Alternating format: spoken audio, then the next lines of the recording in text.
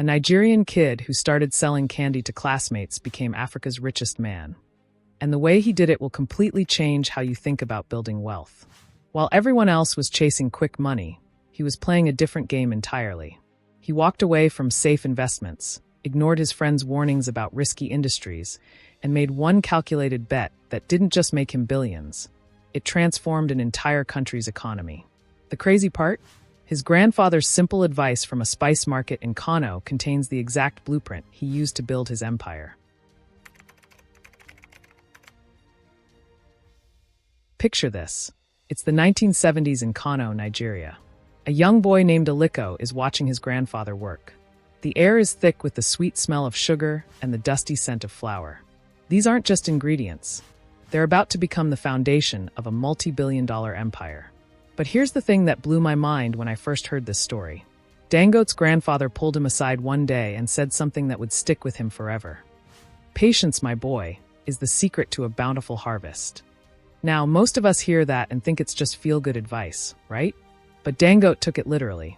When he later invested in cement factories, he watched money hemorrhage for years before seeing his first real profit. While everyone else was chasing quick wins, he was playing the long game. And that patience? It made him the cement king of Africa. But wait, it gets better. Here's where Dangote separated himself from wannabe entrepreneurs. Instead of sitting in an office guessing what people wanted, he literally walked the markets. He listened. He watched. He absorbed the rhythm of everyday Nigerians. When he noticed the country desperately needed reliable cement for its growing infrastructure, others saw problems. Dangote saw opportunity. He didn't just enter the cement business, he dominated it. Now, this next part is crucial, and most people completely miss this. Dangote understood something that Silicon Valley bros with their disrupt everything mentality often forget. Business is about people, not just products. Every handshake mattered. Every cup of tea shared in a market stall was an investment. When government red tape threatened to kill one of his factory projects in Lagos, it wasn't his lawyers that saved him. It was the relationships he'd built over years. But here's where the story gets really interesting. Oil was booming in Nigeria. Friends told Dangote, "Stay away, it's too volatile." Smart money was staying out. But Dangote? He gathered his best advisors, studied the market, and made what looked like a crazy decision. He built a world-class oil refinery. That crazy decision didn't just transform his business. It transformed Nigeria's entire energy industry. But notice what he did. It wasn't a reckless gamble. It was a calculated risk based on careful planning. Here's a lesson that hits different in today's global economy. During a visit to rural Kano, Dangote stopped at a local sugar mill. The workers were using simple tools but producing incredible quality. That's when it clicked for him.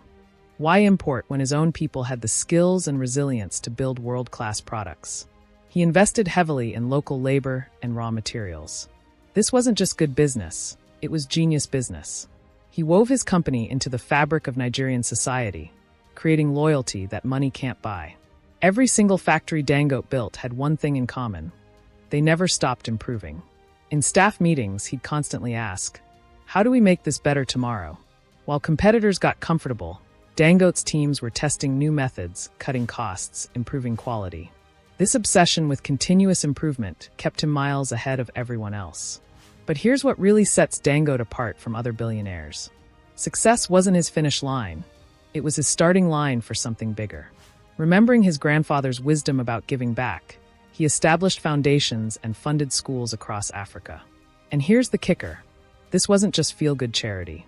It built a fortress of trust and respect around his businesses that competitors couldn't touch. Then came the storms.